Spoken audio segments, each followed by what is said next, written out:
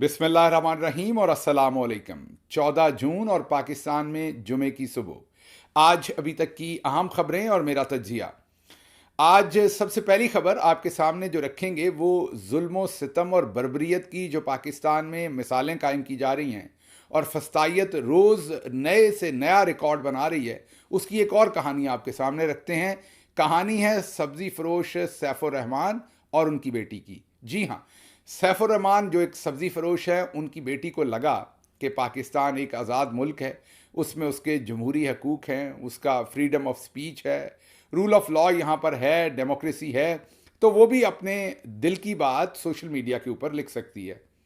सब्ज़ी फरोश सैफुर रहमान की बेटी ने मीडिया के ऊपर कोई स्टेटमेंट या पोस्ट लगा दी। फिर क्या था, दुनिया की पांचवीं बड़ी फौज रखने वाला मुल्क, दुनिया की पांचवीं बड़ी आबादी वाला मुल्क, दुनिया की पूरी दुनिया के अंदर वाहिद मुसलमान एटमी ताकत वाला मुल्क जो है, उसके इदारे, उसकी अदालतें, उसकी लॉ इन्फोर्समेंट, सब की सब इस चीज़ से मुतासर हुई और उनको शदीद नुकसान पहुंचा और उन्हें शदीद गुस्सा भी आया, जिसके बाद उन्होंने फैसला किया कि सैफुर रहमान साहब को उठा लेते हैं। तो घर जाकर सैफुर रहमान साहब को उठा लिया गया, जो कि एक सब्ज़ी फरोश हैं।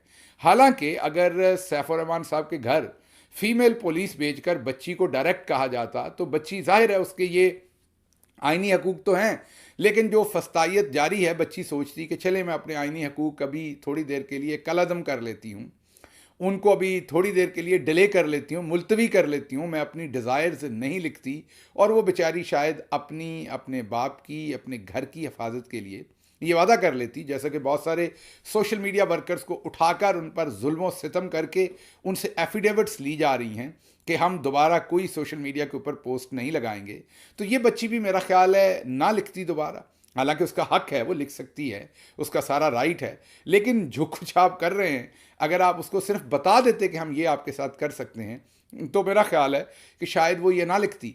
लेकिन आपने ये करने के बजाय आपने ये चूज़ किया कि आप आधी रात के वक्त जाएंगे, सब्ज़ी फरोश सैफुर रहमान को उठा लेंगे, ना सिर्फ उसके ख़ानदान बल्कि अहले मोहल्ला बल्कि अहले इलाका, सबको आप बहुत ज़्यादा डराएंगे और सब के सब जो है उनको हरासा करेंगे, ताकि ये फ़ज़ा फैले पूरी की पूरी।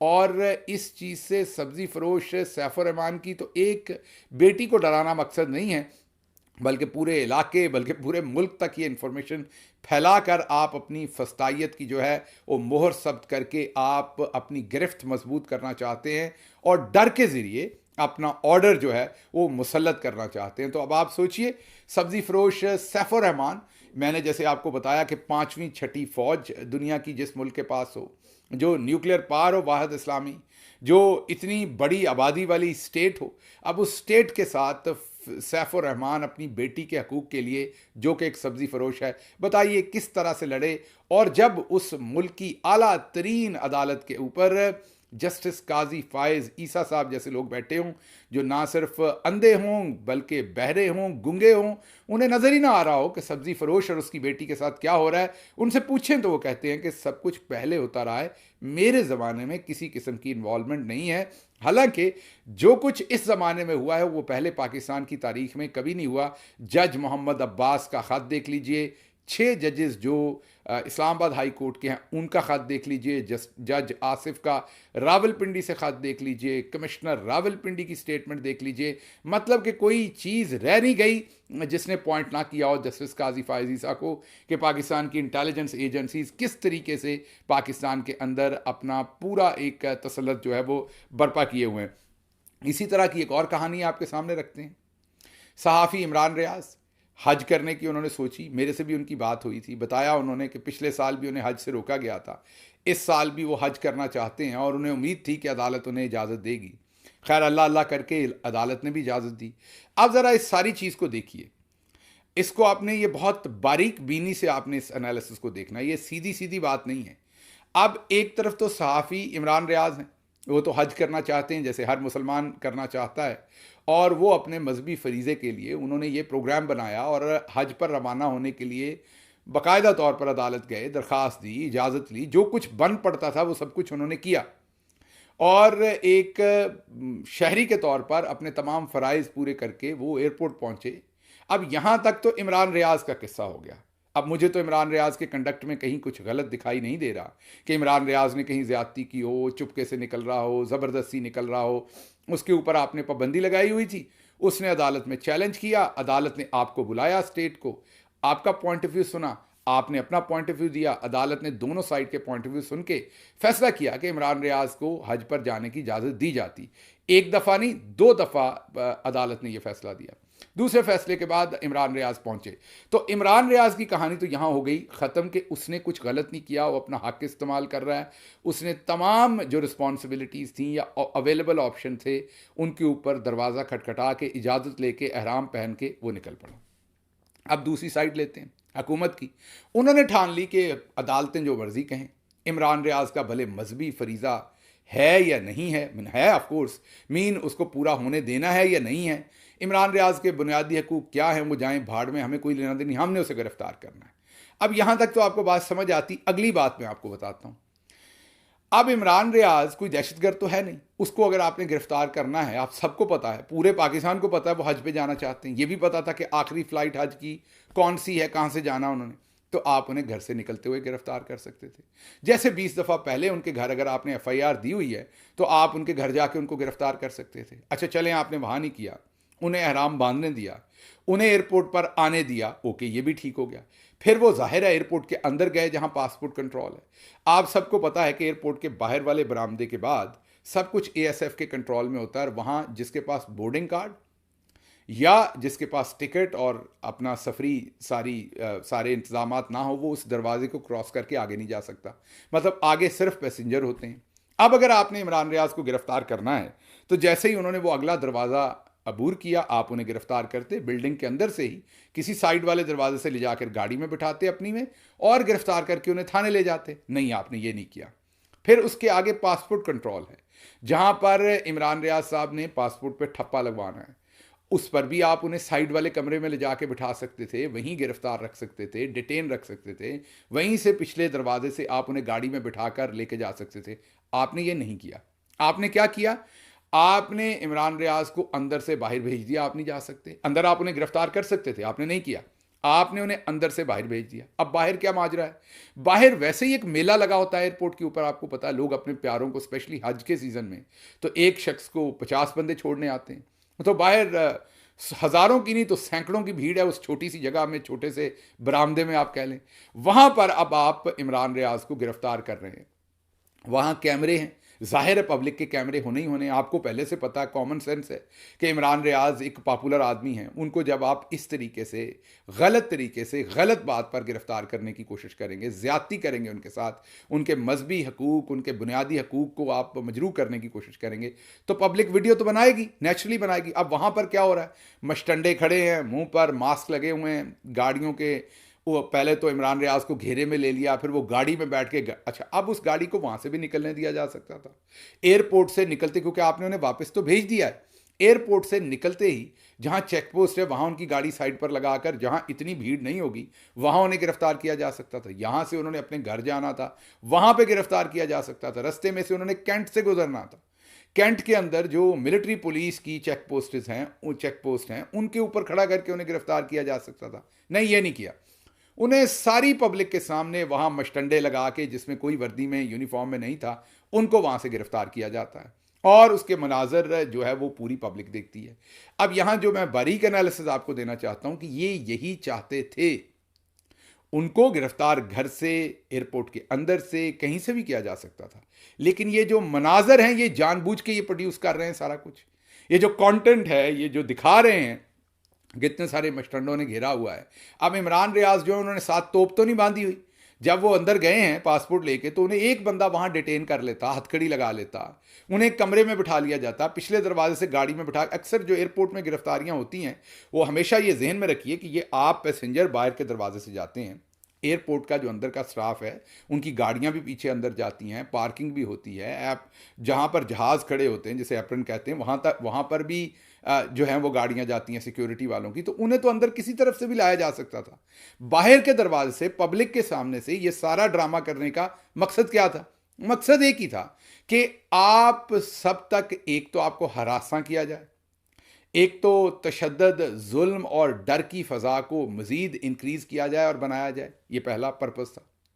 दूसरा पर्पज़ ये था कि बजट का बहुत ही खौफनाक बजट जो है पाकिस्तान ने 18,000 अरब का बजट दिया है, जिसमें 9,000 साढ़े 9,000 अरब जो है वो कर्ज़ों और सूद की मद में देना है।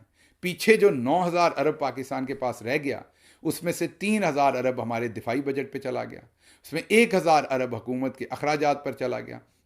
और आप देखेंगे कि आकर आपकी एजुकेशन के लिए जो बजट है टोटल, वो यूनिवर्सिटी एजुकेशन के लिए सिर्फ 28 अरब रह गया। 18,000 अरब में से सिर्फ 28 अरब आप अब अपनी यूनिवर्सिटीज़ पर लगाएंगे। और तनख्वाहदार तबके के ऊपर टैक्स डबल नहीं ट्रिपल कर दिया गया, मार दिया गया उन्हें लिटरली। चीज़ों के ऊपर, दूध पर, हर चीज़ के ऊपर, खाल बनोला, मतलब कोई चीज़ छोड़ी नहीं जिसके ऊपर टैक्स नहीं आयद कर दिया। अब अगर इस तरह के ये सारे काम ना किए जाते, जैसा कि पिछले 2-3 दिन से इमरान रियाज की खबर पर जाहिर है हम भी रिएक्ट कर रहे हैं।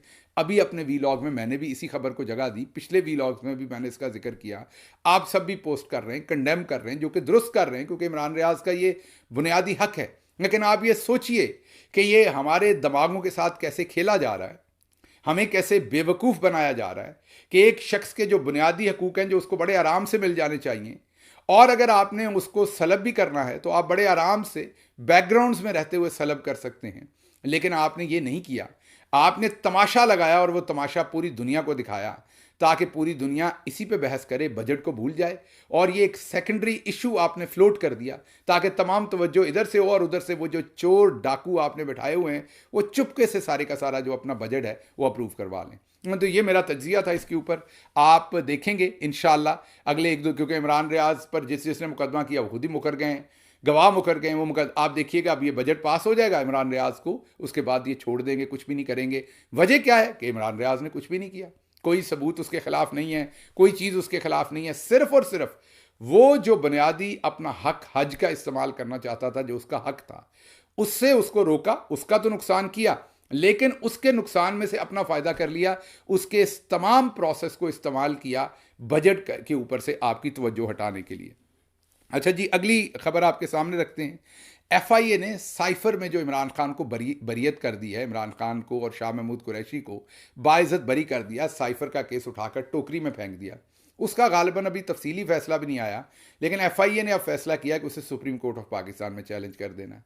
अब जाहिर है काजी साहब ने कोई ना कोई किसी ना किसी किस्म की उम्मीद दिलाई होगी हुकूमत को, वरना कोई बेवकूफ़ होगा कि ऐसा केस जो खुद प्रोसिक्यूशन कह रही हो, जी हाँ मैं रिपीट कर रहा हूँ, प्रोसिक्यूशन ने खुद हाई कोर्ट के अंदर, इस्लामाबाद हाई कोर्ट के अंदर कहा कि हाँ हम मानते हैं कि जो ट्रायल है वो बिल्कुल फेयर नहीं हुआ, जो फेयरनेस के तकाजे थे वो ट्रायल कोर्ट ने पूरे नहीं किए, आप इसे वापस ट्रायल कोर्ट भेज दें। तो ऐसे ट्रायल को कोई सुप्रीम कोर्ट में जाके चैलेंज करता है? जाहिर है काजी साहब ने उम्मीद दी होगी, लेकिन अब काजी साहब करेंगे क्या अगर इसमें कोई हरकत करनी हुई? वो ये करेंगे कि इसमें कहेंगे कि जी हाई कोर्ट ने गलत फैसला दिया है। अगर हाई कोर्ट को ये लगता था कि ट्रायल कोर्ट ने फेयरनेस के तकाजे पूरे नहीं किए, तो वो रीट्रायल के लिए भेज दें, आइन के आर्टिकल 10A के तहत फ्री ट्रायल का हक दें और दोबारा अदालत के पास भेज दें कि अब दोबारा ट्रायल करें, नए सिरे से सारा खर्चा करें, एम्बेसडर्स को बुलाएं, सब कुछ करें, बाहर से करोड़ों लाखों करोड़ों रुपए दोबारा इस मुकदमे के ऊपर लगाएं और सारी बकबक दोबारा कौम सुने, दोबारा से ट्रायल हो। ये सुप्रीम कोर्ट करेगी इस प्रिटेक्स्ट पर, जो मुझे लग रहा है कि जिसकी वजह से FIA इतना तेज़ी से जा रही है कि काजी साहब ने ऊपर से वादा किया है कि रीट्रायल आपको करवा देंगे। हालांकि ये वही काजी साहब हैं जिन्होंने हुदैबिया पेपर मिल्स के केस में जब शरीफों को रिलीफ देना था और बदतरीन रिलीफ दिया था, ऐसा रिलीफ दिया था कि फैसला करते हुए साथ ये फैसला कर दिया था कि मीडिया इस केस के ऊपर बहस नहीं कर सकता, क्योंकि वो रिलीफ गलत दिया था। लेकिन रिलीफ क्या था कि उन्होंने कहा कि ट्रायल कोर्ट ने अगर ट्रायल ठीक नहीं किया तो इसका साइल का कसूर नहीं है, प्रोसिक्यूशन का कसूर है, तो इसकी सज़ा साइल को नहीं दी जा सकती, इसलिए रीट्रायल के लिए नहीं भेजा जाता, बल्कि शरीफ ख़ानदान को इसमें से बाइज्जत बरी किया जाता है। तो ये काजी साहब खुद एक फ़ैसला इसी नोयत का कर चुके हैं। अब देखते हैं वो यहाँ क्या करते हैं। मुझे लगता है यहाँ डंडी मारेंगे, उसे रीट्रायल के लिए भेजेंगे। अच्छा जी, लाहौर हाई कोर्ट ने पहले तो 6 जजेस का कहा था कि उन्हें इलेक्शन के ट्रिब्यूनल्स में लगाएं, वो नहीं लगाए गए थे, ये जंगो जदल चलती रही। फिर नए चीफ जस्टिस शहजाद मलिक ने he put his foot down and he said कि ये लगेंगे। उसके बाद जस्टिस शाहिद करीम ने एक फ़ैसला दिया कि बिल्कुल इनको फौरी तौर पर लगाया जाए, नहीं होगा तो तौहीन अदालत होगी। तो उसके बाद इलेक्शन कमीशन ऑफ पाकिस्तान ने उन 6 जजेस को अपॉइंट तो कर दिया, लेकिन साथ ही उस केस को, उस फैसले को लाहौर हाई कोर्ट के को सुप्रीम कोर्ट में चैलेंज कर दिया। यहां भी उन्हें पूरी उम्मीद है काजी फायज ईसा से, अगर वाकई इंसाफ हो तो ये जुर्माने के साथ सज़ा जो है, ये जो दरख्वास्त है ये जुर्माने के साथ वापस होनी चाहिए, ये इलेक्शन कमीशन की भी और साइफर वाली भी। लेकिन लोगों को उम्मीद है कि काजी साहब कोई ना कोई डंडी ज़रूर मारेंगे। अच्छा जी, मियाँ वाली में पाकिस्तान तहरीक इंसाफ के जो सदर हैं, उनके ऊपर लॉ इन्फोर्समेंट की जो इस टाइम एजेंसीज और अदारे हैं उनको पकड़ने के लिए उनके ऊपर चढ़ाई की हुई है। उन्होंने एक मस्जिद के अंदर पनाह ले रखी है और इर्द गिर्द मस्जिद के पुलिस लगी हुई है, और मेरा ख्याल है मस्जिद की इन्हें दोबारा तकरीम तो नहीं है, आपको अंदाज़ा ही है जितनी की ये तकरीम कर रहे हैं अवाम की, आइन की। मेरा ख्याल है कि मकसद फिर वहाँ खौफ व हरास फैलाना है और ये सारी फुटेज जनरेट करनी है ताकि लोग डरें, खौफ फैले। बहरहाल इस टाइम की सिचुएशन ये है कि मस्जिद में उन्होंने पनाह ले रखी है और इर्द गिर्द तमाम लॉ इन्फोर्समेंट लगी हुई है, और अमीर स्वानसी ये सदर है वहाँ से, और इस वक्त वो मस्जिद में मैसूर हैं और इर्द गिर्द पुलिस और लॉ इन्फोर्समेंट लगी है, जैसे कोई सियासी वर्कर ना हो, को बहुत बड़ा दहशतगर्द हो। अच्छा जी, चेयरमैन पीसीबी जो है वो क्रिकेट टीम की बड़ी सर्जरी से पीछे हट गए हैं। उन्होंने कहा कि बड़ी सर्जरी नहीं करेंगे, अभी खिलाड़ी वहाँ खेल रहे हैं, इसलिए अभी उनका साथ देने की ज़रूरत है। आपको नहीं पता था कि क्रिकेट टीम खेल रही है, पहले आपने कह दिया कि बड़ी सर्जरी की ज़रूरत है, अब आप कह रहे नहीं छोटी सर्जरी करेंगे, बड़ी नहीं करेंगे, उससे आप पीछे हट गए। बहरहाल उसके साथ ही खबरें आ रही हैं कि फ़्लोरिडा में गरज चमक के साथ जो तूफ़ान आ रहा है उसकी वजह से पाकिस्तान का मैच ख़राब हो जाएगा। ये अभी हतमी खबर तो नहीं, ज़ाहिर है ये प्रेडिक्शंस ही हैं, और पाकिस्तान सुपर 8 के लिए क्वालिफाई करने के इम्कानात कम हैं।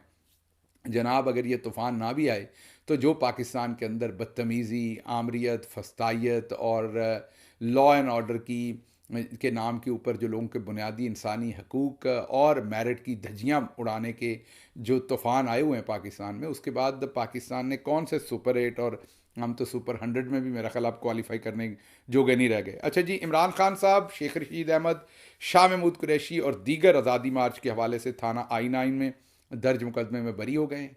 ये आज़ादी मार्च के हवाले से उन पर एक मुकदमा दर्ज किया गया था। अदालत ने तमाम लोग जो इसमें नामजद थे, कोई सबूत नहीं था उनके खिलाफ, अदालत ने उसमें से उन्हें बाइज़्ज़त बरी कर दिया है। आप खुद सोचिए, हर रोज़ एक केस गिरता है, और ये वो जो 200 के करीब केसेस बनाए थे, ये आपको नज़र आएंगे कि हर रोज़ ये केसेस गिरते जाएंगे। अच्छा जी, इद्दत में निकाह केस भी जो है वो भी अदालत के अंदर कल उसके ऊपर भी डिस्कशन हुई है। आपको पता है उसका केस का फ़ैसला सुनाया जाना था। फ़ैसला सुनाने की बजाय जो जज साहब थे उन्होंने उसको हाई कोर्ट को भेज दिया। हाई कोर्ट ने एक और जज को भेज दिया कि चलें जी, शुरू से इद्दत केस को चलाएं। वो केस तो ख़त्म हो गया था, आपको पता है, उसको सिर्फ बाइज़्ज़त बरी करना था इमरान खान साहब को और बुशरा बीबी को। अब उसको ज़ीरो पे भेज दिया। वजह क्या है? क्योंकि आगे जो नए केसेस हैं वो भी मैच्योर नहीं ये कर पाए थे। तो अगर उस केस में इमरान खान और बुशरा बीबी बरी हो जाते, जो कि हो गए थे, वो फैसला सुनाना था, तो फिर इमरान खान को रिलीज़ करना पड़ना था, बुशरा बीबी को रिलीज़ करना पड़ना था। इस चीज़ को रोकने के लिए इस केस को वापस भेजा गया। अब दोबारा हाई कोर्ट में उसकी पटिशन लगी थी, उसकी सुनवाई हुई है। हाई कोर्ट को जो इंसाफ करना चाहिए था वो तो उन्होंने नहीं किया, लेकिन चलें, कुछ ना कुछ रिलीफ ये दिया है कि उसे 1 महीने के अंदर अंदर डिसाइड करें। लेकिन वो रिलीफ असल में तो हुकूमत को ही मिला, क्योंकि 1 महीने के अंदर वो नए केसेस बनाएंगे जिनमें इमरान खान को अंदर रख सकेंगे, और फिर इस केस में से उनकी बरियत हो जाएगी। इसके साथ ही मुझे दीजिए इजाज़त। अल्लाह आपका हामी और नासिर हो। पाकिस्तान जिंदाबाद।